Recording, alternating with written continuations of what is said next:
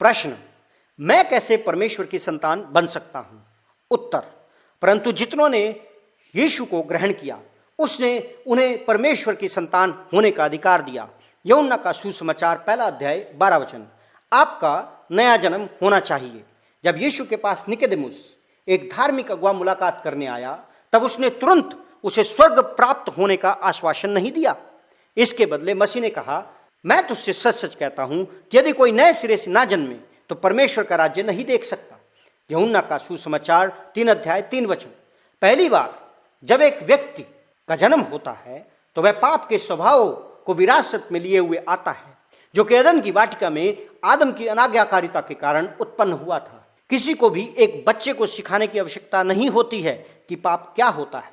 वह स्वाभाविक रीति से ही अपनी गलत इच्छाओं के पीछे चलता है, जो कि उसके झूठ बोलने, चोरी करने और घृणा करने की ओर ले चलता है। परमेश्वर की संतान होने की अपेक्षा वह अनाज्ञाकारिता और क्रोध की संतान है। उसने तुम्हें भी जिलाया जो अपने अपराधों और पापों के कारण मरे हुए थे, जिनमें तुम पहले इस संसार की रीति पर और आकाश के अधिकार के हाकिम अर्थात शैतान अर्थात उस आत्मा के अनुसार चलते थे जो अब भी आज्ञा ना मानने वालों में कार्य करता है। इनमें हम भी सब के सब पहले अपने शरीर की लालसाओं में दिन बिताते थे और शरीर और मन की इच्छाओं को पूरा करते थे और अन्य लोगों के समान स्वभाव ही से क्रोध की संतान थे। इफिसियों अध्याय 2 1 से लेकर 3 वचन। क्रोध की संतान होने के नाते हम नरक में परमेश्वर से दूर रहने के योग्य हैं। परंतु धन्यवाद के साथ यह प्रसंग आगे कहता है, परंतु परमेश्वर ने जो दया का धनी है अपने उस बड़े प्रेम के कारण जिससे उसने हमसे प्रेम किया, जब हम अपराधों के कारण मरे हुए थे तो हमें मसीह के साथ जिलाया। अनुग्रह से ही तुम्हारा उद्धार हुआ है। इफिसियों की पुस्तक 2 अध्याय 4 से 5 वचन। हम कैसे यीशु मसीह के साथ जिलाए गए, नया जन्म पाया, परमेश्वर की संतान बन गए हैं। हमें यीशु को स्वीकार करना चाहिए। यीशु को स्वीकार करें। परंतु जितनों ने यीशु को ग्रहण किया उसने उन्हें परमेश्वर की संतान होने का अधिकार दिया। यूहन्ना का सुसमाचार पहला अध्याय 12 वचन। यह प्रसंग स्पष्ट रूप से विवरण देता है कि कैसे परमेश्वर की संतान बना जाए। हमें यीशु के ऊपर विश्वास करते हुए इसे स्वीकार करना चाहिए।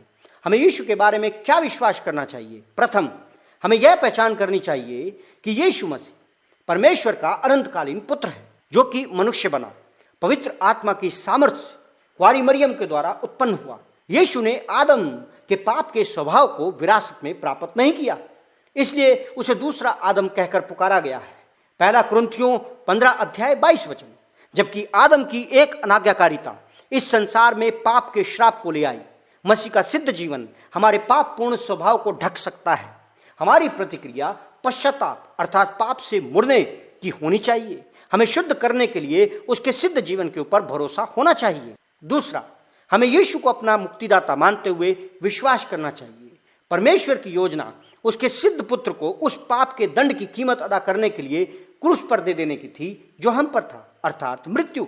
मसीह की मृत्यु उन सबको स्वतंत्र कर देती है जो उसे दंड की कीमत की अदायगी और पाप के ऊपर सामर्थ्य के लिए स्वीकार करते हैं। अंत में हमें यीशु को प्रभु के रूप में अनुसरण करना चाहिए।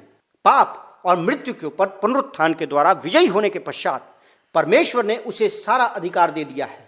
इफिसियों 1 अध्याय 20 से 23 वचन।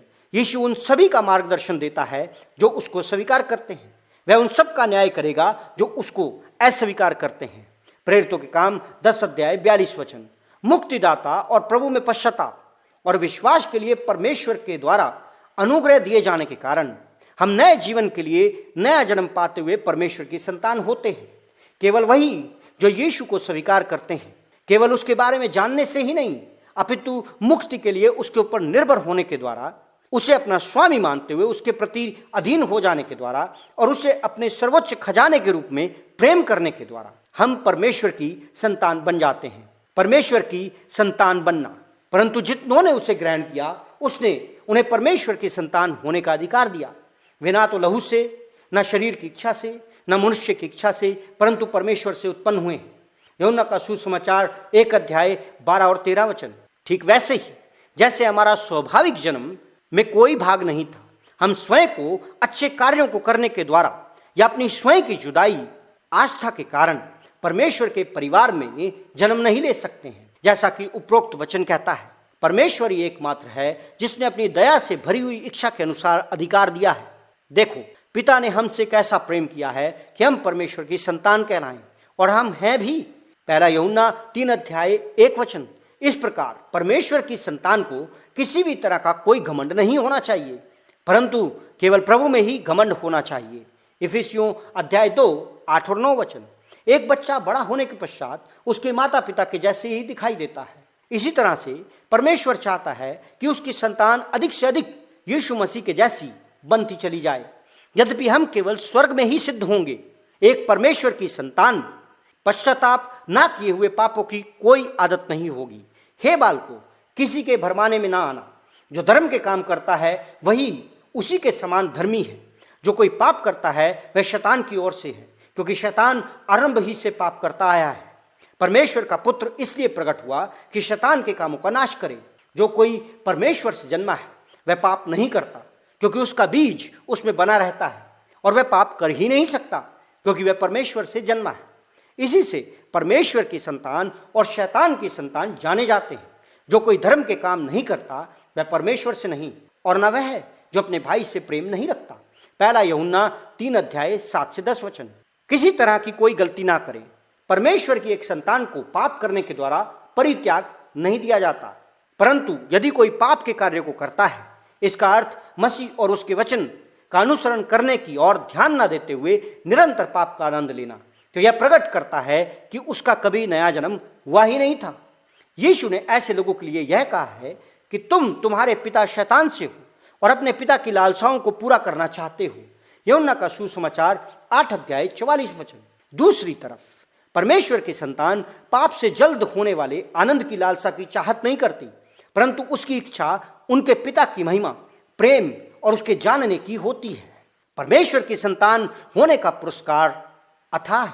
परमेश्वर की संतान होने के नाते हम उसके परिवार अर्थात कलीसिया का हिस्सा हैं। हमें स्वर्ग में एक घर के मिलने की प्रतिज्ञा दी गई है, और पिता के पास प्रार्थना के द्वारा परमेश्वर तक पहुंचने का अधिकार दिया गया है। इफिसियों का पत्र 2:19। पहला पत्रस 1:3-6। रोमियो 8:15। पाप के लिए पश्चाताप करने के लिए और मसीह में विश्वास करने के लिए परमेश्वर की बुलाहट के प्रति प्रतिक्रिया दे। आज ही परमेश्वर की संतान बन जाएं। जो कुछ आपने यहां पढ़ा है, क्या उसके कारण आपने मसीह के पीछे चलने का निर्णय लिया है? यदि ऐसा है तो कृपया नीचे दिए हुए मैंने आज यीशु को स्वीकार कर लिया है